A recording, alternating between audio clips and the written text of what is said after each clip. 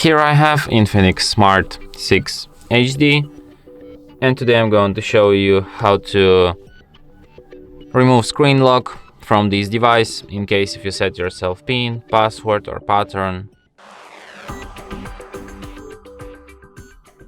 So to do this, like if you find yourself in this kind of a miserable situation when you forgot your password and can't even unlock your device anymore, so what you have to do, firstly you have to turn off your Infinix phone, and after it turns off completely you have to hold down combination of keys, power key plus volume up at the same time for a couple of seconds like this, but let's wait until it turns off completely.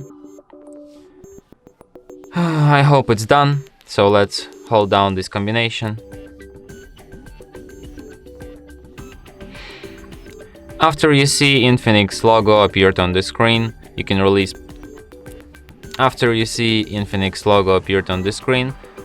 power key and keep holding only volume up, just like this.